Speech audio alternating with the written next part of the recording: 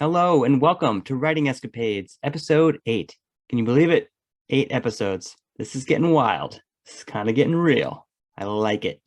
So, today on the episode, I am going to be narrating for you my flash fiction story, At the Edge of a Riot. So, without further ado, let's start the show.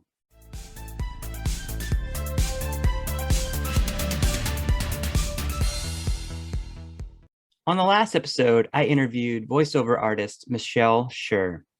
I just want to thank her again. I could have chatted with her all day. I mean, she was fascinating to me.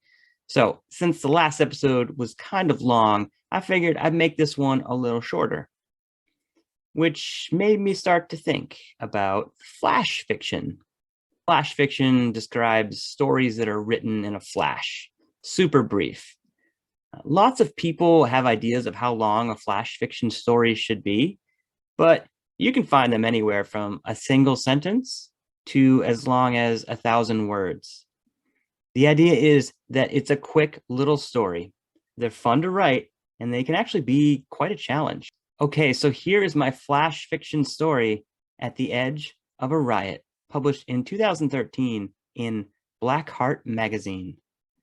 Link in the description. Okay, here I go. At the Edge of a Riot. The three guys in front of me descend steps 4 at a time, their hands hovering over the railings. At the bottom of each set, they swing their bodies like pendulums and start down the next flight. I trail behind, giving each stair a taste of my rubber sole. I hear the metal door at the bottom crash open. The sounds from outside fill the concrete walls of the stairwell. Men and women chanting amid screams that contain a mix of pain and bliss. By the time I reach the door and push it open, my friends have already blended into a rolling mass of motley colored t-shirts, blue jeans, and sneakers. The mob of people push down the street, heavy and unstoppable as a tank's tread. I hold the door open and scan the crowd. Faces of classmates and neighbors appear at once, but when I blink, they're absorbed back into the mob. The protesters all share the same frown. Their hands are balled into fists. Together their voices mix as one magnified sound, booming thunder. But thunder never shows up alone. Down the street, lightning strikes in the form of flashbang and tear gas grenades. The men and women standing their ground in front of the advancing mob wear dark blue uniforms, reflective vests, polished helmets, and boots. Sunlight deflects from their shields and their motorcycles. These heavily armed police aren't frowning. Their expressions are flat, deadpan stares attached to thick bodies. At first, the mob only throws words, but as they approach the white gas plumes, a rock from the center of the crowd sails over the open space and hits a police car window. The glass cracks into a spider web. The mob cheers. Hundreds of voices whirl into a frenzy, and soon more rocks, shoes, and bottles strike police shields and vehicles in a steady hail. More tear gas and flashbangs rattle the street and explode. The mob slows, but their onslaught continues. "The cavalry is coming!" a man wails.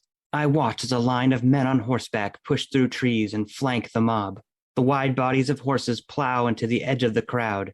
The clop, clop, clop sounds of horseshoes on the street mixes with furious yelling and broken screams. The mob falls back, and the police motorcycles advance steadily down the street. The crowd is now backtracking. Some of the people are sprinting away. Where two roads intersect, the mob slows and tries to regroup, but are chased off by the steady clop, clop, clop, and roaring sounds of motorcycle exhaust pipes. The police wedge themselves into what's left, splitting the mob down 2 different streets. I shake my head, take one last look at the now vacant street, turn around, and walk back, up the stairs. And that's my flash fiction story, At the Edge of a Riot, that was published in Black Heart magazine. I hope you liked the quick dive into fiction. If you want to read longer works of mine, I have 2 novels. Taking on Water is a New England crime thriller, and Redemption Grove is an Alaska suspense novel. Both of these books are available on Amazon, Barnes & Noble, and anywhere online where books are sold. Links in the description. So this is the second published story I've narrated to you guys, and I'm enjoying narrating these stories so far. I'm wondering if you guys are liking them. Let me know in the comments if you want to hear more. With Writing Escapades, I'm trying to keep a good mix of writing advice, interviews, and stories. So let me know in the comments what you like the best. In case you're wondering, the picture in the background is Buenos Aires in Argentina. I've been there a couple times and really cool place. All right, so just like the flash fiction story, this episode is done in a flash. I'll catch you later.